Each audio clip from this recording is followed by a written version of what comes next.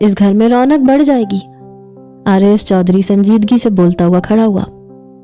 तुम समझ क्यों नहीं रहे हो आरएस, मुझे तुम्हारा वारिस देखना है, फरहत बेगम बेबाक लहजे में बोली।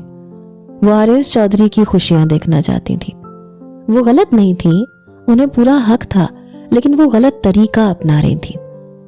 अम्मी जान, अगर आपको मेरा वारिस देखना है तो अल्लाह से दुआ करें। और अभी हमारी शादी को 3 साल भी नहीं गुजरे हैं, ना ही मैं इतनी जल्दी उम्मीद हारा हूं और ना ही मैं ऐसा कोई कदम उठा के सलीना के साथ नाइंसाफी करना चाहता हूं। लिहाजा आपसे गुजारिश है कि इस टॉपिक को यहीं बंद कर दें, दोबारा ये बात ना उठे।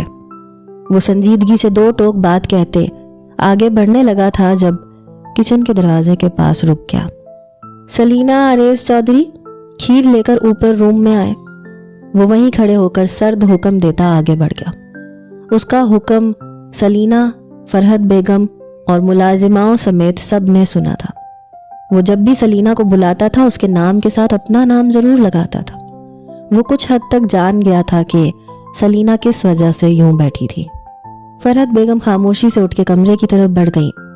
सलीना एक ट्रे में खीर का बाउल उसके साथ चम्मच रखती ऊपर भागी कि वो जितने गुस्से में गया था उसके जरा सी देर करने पे उस पे ना बरस पड़ता। रेज, वो जब कमरे में दाखिल हुई तो कमरा खाली था, लेकिन टेरिस का दरवाजा खुला था। सलीना का दिल धक से रह गया। वो उस तेज बरसती तूफानी सर्द बारिश में खड़ा था। वो जल्दी से टेरिस की तरफ भागी। रेज, अंदर आए प्लीज, वो दरवाजे में रुकते हुए बोली। आंखों से आंसू जारी थे। नहीं आना मुझे, आप अंदर चली जाएं, वो सर्द लहजे में कहता अपने बारिश से नम होते बालों में हाथ फेरता हुआ बोला। रेज, आई एम सॉरी, प्लीज अंदर आ जाएं, सलीना रोते हुए बोली। जब आपके नजदीक मेरी कोई अहमियत ही नहीं है तो फिर मुझे क्यों बुला रही है अंदर?